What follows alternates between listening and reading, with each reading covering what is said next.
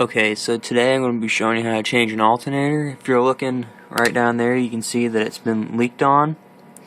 It's actually being leaked on right there from the power steering fluid, and I'm going to show you in another video how to fix that as well.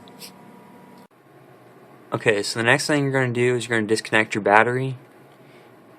You shouldn't disconnect your positive first, but I did anyway because it was easier to get to. Okay, so your next couple steps are going to be removing the fan that is right here over the radiator, but I've already taken it off. So there's actually 3 bolts. There's one there, and one down there. And then after that, you're going to take off the tire. Okay, so next we're going to loosen the tensioner, right down there.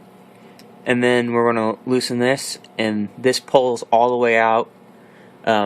You don't actually have to loosen this first, but sometimes it can make it a lot easier to loosen the bolt there, just because of the torque that's being pulled against it. Okay, so both those bolts are 12mm, and I'm going to use one of these, and I'll make it a million times easier to get it off, and it won't take 15 minutes to loosen it. So now that we have the tensioner off, we're going to pull up on the alternator. And it's on a slide, and that's actually how it gets its tension. And once it's off, it's going to be, or pulled up I should say, once it's pulled up, it's going to be loose. And then from there, you're going to be able to come over and take off the belt either from there, or since you already have the tire off, you can take it off from down here, right by the crankshaft. Alright, now that you have the belt off, I'm going to go ahead and disconnect this down here. And just pull down on the tab and it comes out. Sometimes it's a pain, sometimes it's not. Once you get that off, you can see that there's a bolt here, which is a 10mm, and that's actually really hard to get into. I believe back here it's a, if you see past my downpipe, let me put some light on it. There's actually a bolt right back there. I think that's either a 12 or a 13mm, I'll have to check.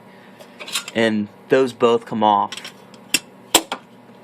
One thing I definitely recommend though is to get a new belt, especially if your power steering is leaking like that, because if you see there, I mean that's a pretty bad leak. Okay, so you can see now that I have both off. This actually just slides off right here, comes right off the nut. It's really simple.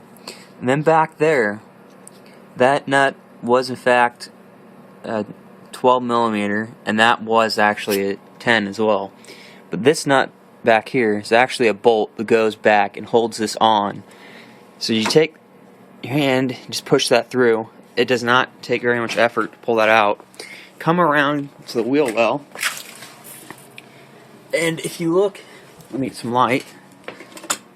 If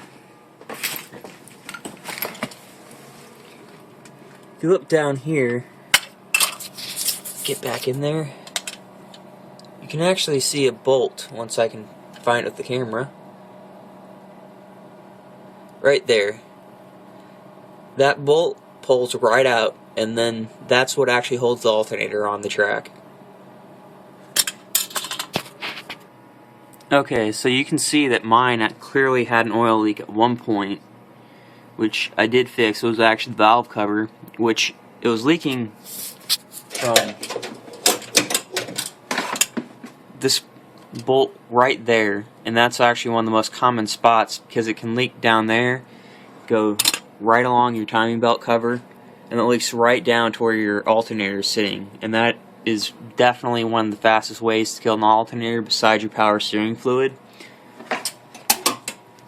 And I mean, yeah, there is a lot of oil on this bolt. Okay, so